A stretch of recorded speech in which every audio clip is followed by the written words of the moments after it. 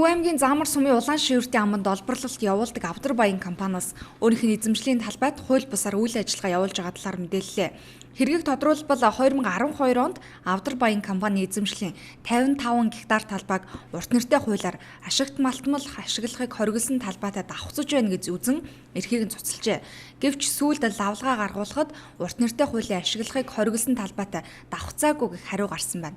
Ингээд уг газрынхаа эрхийг сэргийлэхээр хөөцөлдөж эхэлжээ. Гэтэл энэ талбайд Мондулан Трейд компани ямар нэг бичиг баримтгүйгээр 2015 оны 12 дугаар сарын 4-ний өдрөөс хөрс хуулж эхэлсэн тогтоогдсон байна. Энэ дагуу Авдар Баян компаниас мэргэжлийн хяналтын газар болон холбогдох байгууллагуудад хандсны хариуд Мондулан Трейд компанид 13 сая төгрөгийн торгуул тооцож үйл ажиллагаа зогсоох шаардлага хүргүүлсэн ч өнөөдрийг хүртэл хууль бус ажиллаа зогсоохгүй байгаа гэв. Ажлын 8 хүний бүрэлдэхүүнтэй маш том бүрэлдэхүүнтэй комисс гарч шалгасан.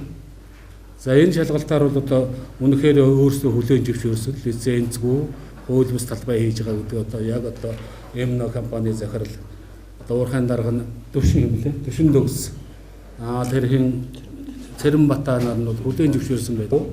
Одоо Төв аймгийн мэргэжлийн хяналтын газар бол ингэсэн байгаа шүү дээ. 13 сая төгрөгөөр торгочоод дээр нь 16 оны 3 сарын 1-ний дотор энийг нөхөн зэрэг гэж өргөгдсөн. Энэ асуудлаар Заамар сумын засаг дарга Болормаа сум дундын цагдаагийн хэлтсийн дарга нарт хандсан ч хууль бус үйл ажиллагааг зогсоох шийдвэр гаргаж чадаагүй гэв.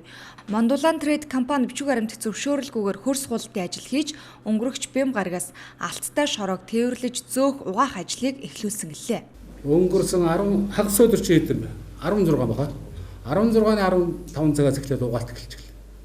За энэ бол одоо маш хүчтэй том айдвал энэ чи одоо бараг угаагаад дуусж байгаа. Орон нутагт энэ мэт хууль бус олборлолтын ажиллагаа болж байгааг уулуурхай ам төр засаг анхааралд авахыг энэ үеэр сануулж байлаа.